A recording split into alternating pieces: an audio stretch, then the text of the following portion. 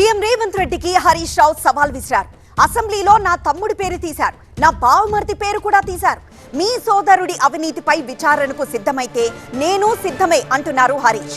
నేను అవినీతి చేసుంటే ఏ విచారణకైనా సిద్ధమంటున్నారు. హౌస్ కమిటీ కాదు, సిబిసిఐడి కాదు, హైకోర్టు సిట్టింగ్ జడ్జ్ తో విచారణకు సిద్ధమా అని ప్రశ్నించారు. ధరణిని ఉపయోగించి బాలానగర్ మండలంలో నేనేదో అవినీతికి పాల్పడ్డా అంటాడు. నేను అంటా ఉన్నా, నువ్వు నా బావమర్ది పేరు తీసినావు, నా తమ్ముడు పేరు తీసినావు, ఓకే. నా బావమరి మీద ఆరోపణలు చేసినావు, నా తమ్ముడి మీద ఆరోపణలు చేసినావు.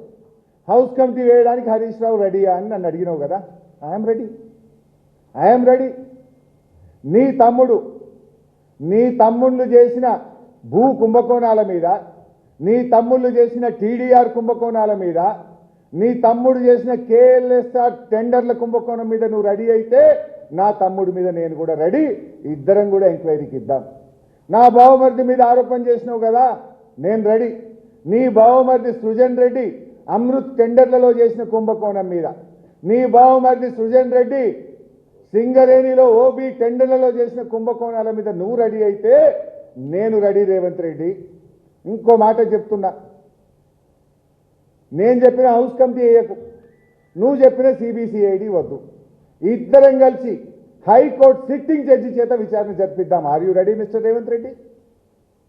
Let's give it to high court sitting judge. నిజాలు బయటకు రాని. I'm ready. Are you ready? తోకముడిచి బారిపోకు, చిల్లర మాటలు మాట్లాడకు, నీ చెంచాగాలతో నన్ను తిట్టించే ప్రయత్నం చేయకు. దమ్ము ఉంటే, నిజాయితీ ఉంటే come on, will give it to sitting judge. Are you ready?